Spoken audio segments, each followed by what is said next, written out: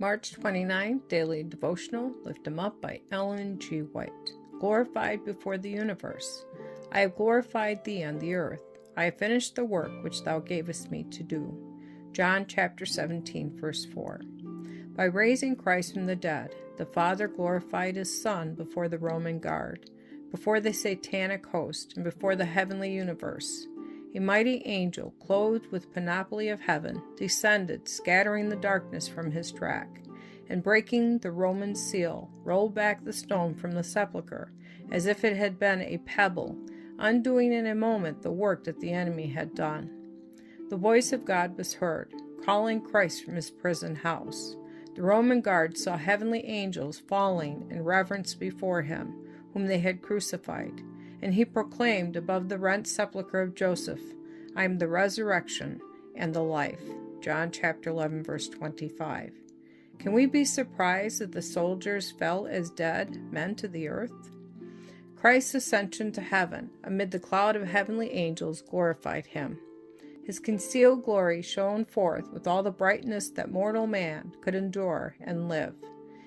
He came to our world as a man. He ascended to his heavenly home as God. His human life was full of sorrow and grief because of his cruel rejection by those he came to save.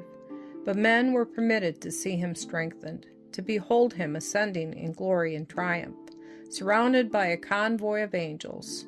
The same holy beings that announced his advent to the world were permitted to attend him at his ascension, and to demand a triumphal entrance for the royal and glorified being.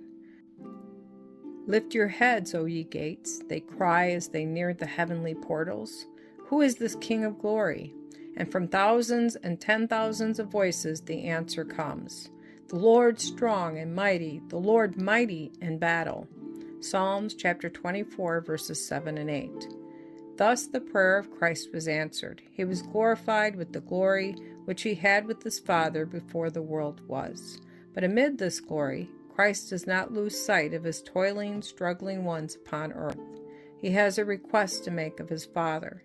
He waves back the heavenly host until he is in the direct presence of Jehovah. And then he presents his petition in behalf of his chosen ones. Father, he says, I will that they also, whom thou hast given me, be with me where I am. John chapter 17, verse 24.